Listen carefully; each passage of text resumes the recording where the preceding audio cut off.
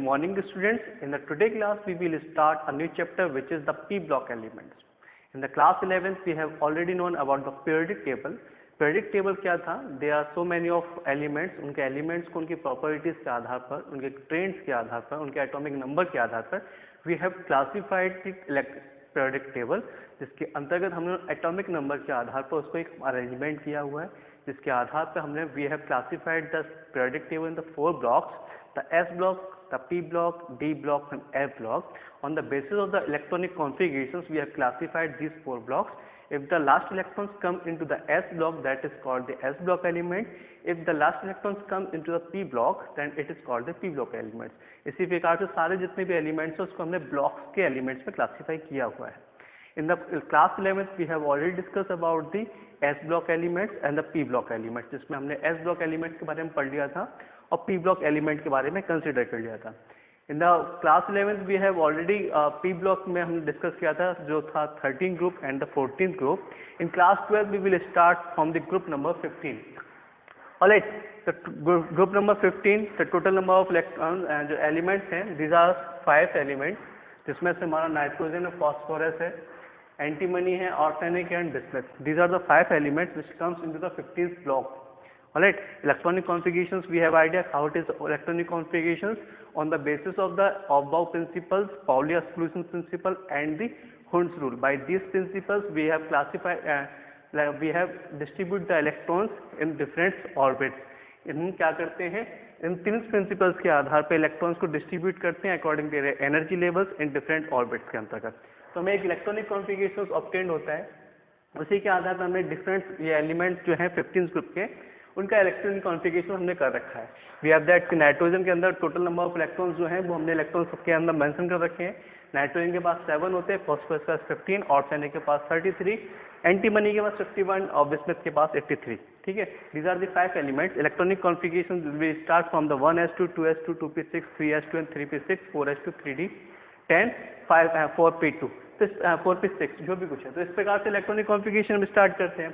तो electronic configurations के लिए दूसरा मेथड ये है कि हम इनर्ट गैसेस को मेंशन कर दें. जो इलेक्ट्रॉनिक कॉन्फ़िगरेशन होती है उसके आगे का जो बचता है उसको हमने यहाँ पे मेंशन कर रखा है.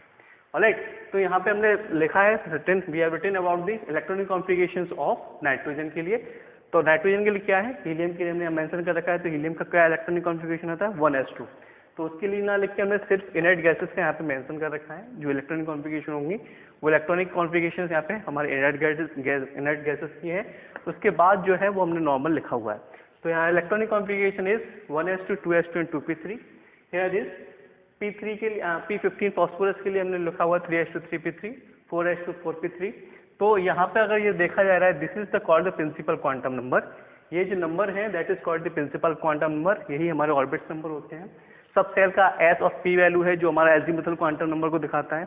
ठीक है, we have already idea that there are 4 quantum numbers है ना, principal quantum number, azimuthal quantum number, magnetic quantum number and spin quantum number. Alright, तो यहाँ पे सिर्फ इलेक्ट्रॉनिक कॉन्फ़िगरेशंस यहाँ पे देख रहे हैं. इलेक्ट्रॉनिक कॉन्फ़िगरेशंस में ध्यान देने वाली बात ये है, यहाँ पे इलेक्ट्रॉनिक कॉन्फ़िगरेशन जो देख रहे हैं लास्ट ऑर्बिट में this is 4p, 6p, 2p, 3p, 4p, 5p and 6p. ये सारे के सारे p ऑर्बिटल्स के अंतर्गत है. और टोटल नंबर ऑफ इलेक्ट्रॉन्स की फिलिंग जो हो रही है there is 3.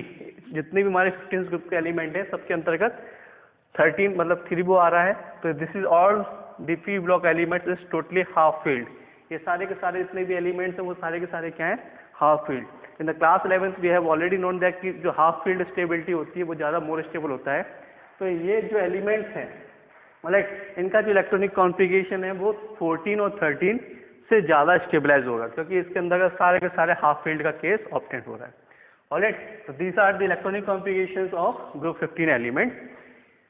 On the basis of जब टॉप टू बॉटम जाते हैं, ठीक है, हमें 2 प्रकार के ट्रेंड्स फॉलो अप होते हैं. वी हैव ऑलरेडी आइडिया कि डिफरेंट टाइप्स के ट्रेंड्स फॉलो अप होते हैं. जो ट्रेंड्स हैं that is based on the physical properties के आधार पर भी ट्रेंड्स हो सकते हैं, केमिकल प्रॉपर्टीज के आधार पर भी ट्रेंड्स हो सकते हैं.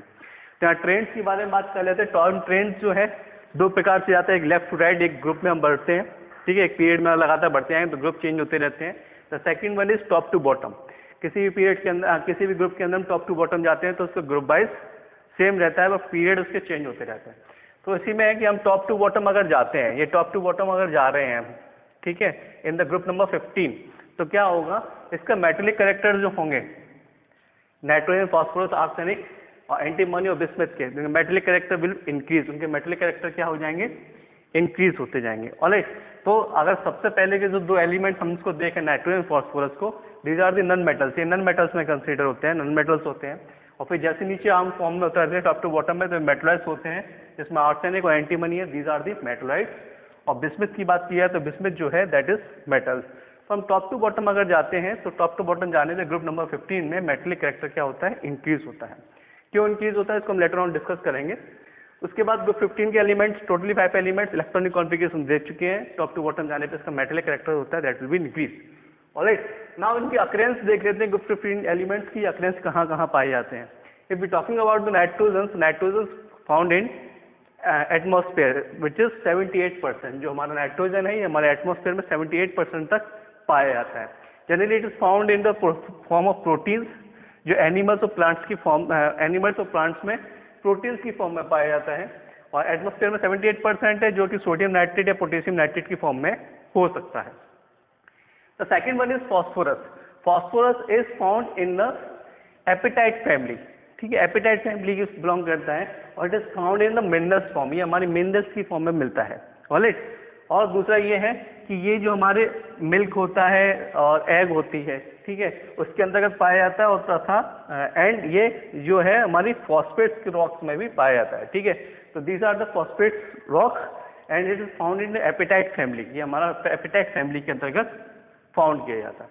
तो ना जो नेक्स्ट वन है आर्सेनिक, एंटीमनी और bismuth, these are the more these are the minerals, these are the found in minerals forms, ये हमारी minerals forms में पाए जाते हैं तथा and it is also found in sulfide complexes, ये सल्फाइड के कॉम्प्लेक्सेस वगैरह बनाने, सल्फाइड के कॉम्प्लेक्स की फॉर्म में मिलते हैं, ठीक है। सल्फाइड के इससे मिनरल्स होते हैं तो इनकी जो फॉर्म्स होती हैं तो सल्फाइड के मिनरल्स बनाते हैं, आर्सेनिक हो गया, बिस्मथ हो गया और एंटीमनी हो गया, ठीक है।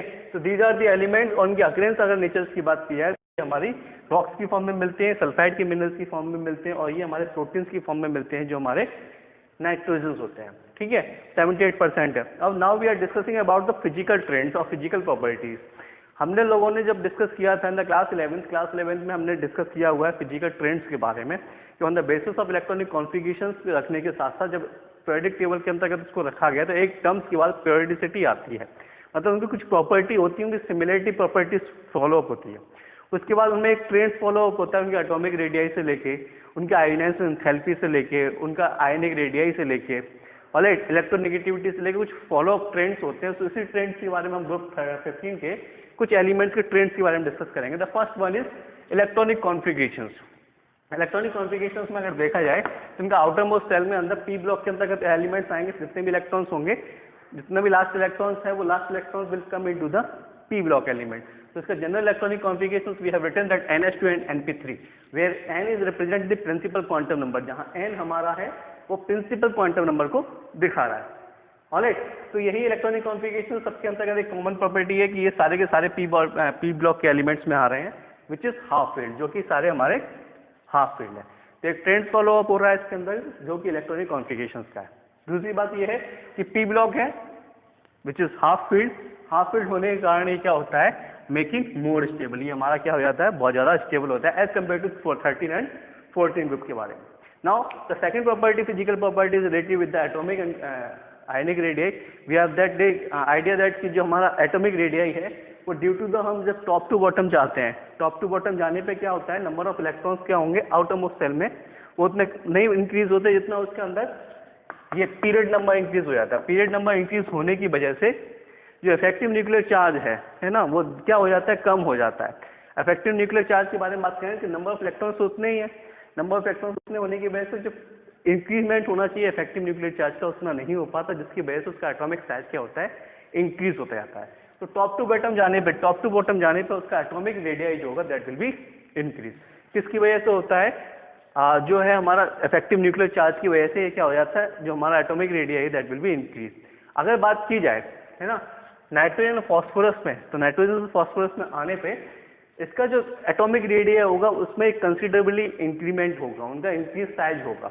बट लेकिन जब हम जाते हैं आर्सेनिक टू बिस्मथ तक के लिए तो उसमें कंडीशंस क्या होती है, हम टॉप टू बॉटम गए मतलब यहाँ से लेके यहाँ तक गए नाइट्रोजन से लेके फास्फोरस तक के लिए, तो उसका एटॉमिक साइज में एक इंक्रीमेंट होता है। अगर इसकी 17 नैनोमीटर के आसपास है, तो इसकी 110 नैनोमीटर के आसपास होगी।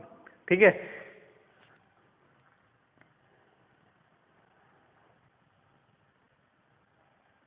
सॉरी 17 पिकोमीटर के आसपास है, तो इसके कितने होगी 110 पिकोमीटर के आसपास होगी। ठीक है, तो इंक्रीमेंट जो है देयर विल बी 14 पिकोमीटर का इंक्रीमेंट हुआ है, बट ऑन द बेसिस जब आर्सेनिक से लेकर नीचे और जाएंगे तो इसमें इंक्रीमेंट उतना नहीं होता है, इतना कि टॉप 2 में होता है। तो because the reason of behind this कि इसके अंतर्गत जो हम बात करते हैं आर्सेनिक और एंटीमनी बिस्मिथ के अंतर्गत, है ना, इसमें डी ब्लॉक नहीं है, पर लेकिन जैसे जैसे इसके अंदर हम जाते हैं पी ब्लॉक में 4th, 5th एंड 6th में, तो यहाँ पे जो होता है जो हमारे फील्ड डी ब्लॉक और एफ ब्लॉक के इलेक्ट्रॉन्स आ जाते हैं। ठीक है, तो डी ब्लॉक और एफ ब्लॉक के जो इलेक्ट्रॉन्स आ जाते हैं, जिसकी वजह से इसमें जो एटॉमिक रेडियाई है और आयनिक रेडियाई है वो उस प्रकार से कंसिडरेबली इंक्रीज नहीं होता जितना कि हमारे फर्स्ट 2 एलिमेंट्स के लिए इंक्रीज होता है। ठीक है, तो एंटीमनी टू बिस्मिथ में स्मॉल इंक्रीमेंट होता है, बस क्यों होता है, क्योंकि हमारा डी और एफ ब्लॉक उसके अंतर्गत फील्ड आ जाते हैं। The next one is ionisation enthalpy. Ionisation enthalpy we have idea कि आयोनाइजेशन एंथैल्पी क्या होती है, किसी भी एलिमेंट के आउटरमोस्ट इलेक्ट्रॉन, आउटरमोस्ट सेल से इलेक्ट्रॉन्स को रिमूव करने के लिए जितनी एनर्जी की रिक्वायरमेंट होती है, the energy is called the ionisation enthalpy. और आयोनाइजेशन एंथैल्पी क्या है कि जैसे जैसे हम टॉप टू बॉटम जाएंगे, तो टॉप टू बॉटम जाने पे इसका एटॉमिक रेडियाई, मतलब एटॉमिक रेडियाई क्या हो रहा है, इंक्रीज हो रहा है, तो इसका एटम का साइज जो होगा दैट विल बी इंक्रीज। तो एटम का साइज इंक्रीज होने पर from the nucleus to outermost shell पे इलेक्ट्रॉन्स के बीच में लगने वाला फोर्स है दैट विल बी डिक्रीज। तो इलेक्ट्रॉन्स कैन रिमूव इजिली, तो जिसके कारण क्या होगा, इलेक्ट्रॉन्स को हम आसानी से रिमूव कर सकते हैं। तो इसके लिए मैं आयोनाइजेशन एंथैल्पी के लिए जो एनर्जी देनी पड़ेगी that will be more less. तो टॉप टू बॉटम जाने पे क्या होगा, हमारी आयोनाइजेशन एंथैल्पी जो है वो क्या होती जाएगी, डिक्रीज होती जाएगी। क्यों होती जाएगी, क्योंकि इसका एटॉमिक साइज जो है दैट विल बी इंक्रीज, उसका एटॉमिक साइज जो है वो इंक्रीज होता रहेगा। Now we are talking about electronegativity. Electronegativity में यह है कि साइज, एटॉमिक साइज बड़ा होने पे टेंडेंसी है इलेक्ट्रॉन्स को अपनी तरफ पुल करने की, है ना। तो एटॉमिक साइज इंक्रीज होने पे जो इलेक्ट्रॉन्स की टेंडेंसी है वो क्या हो जाती है, कम हो जाती है। इलेक्ट्रॉन्स जो है वो अपनी तरफ खींचने की कैपेबिलिटी कम शो करता है, टेंडेंसी कम शो करता है। ठीक है, that is why electronegativity top to bottom जाने पे बिल्कुल कम होती है on the basis of atomic size. जिसका एटॉमिक साइज बढ़ता जाता है तो इसकी वजह से इसकी इलेक्ट्रोनेगेटिविटी जो है that will be decrease. Alright, these are the 4 physical properties besides of this. Some of the properties है कि नाइट्रोजन और फास्फोरस, आर्सेनिक, एंटीमनी बिस्मिथ जो भी हैं वो हमारे पॉलीएटॉमिक कंपाउंड्स का फॉर्मेशन करते हैं। जो हमारा nitrogen that will B form of the dinitrogen, वो हमारा डाइनाइट्रोजन का फॉर्मेशन करता है।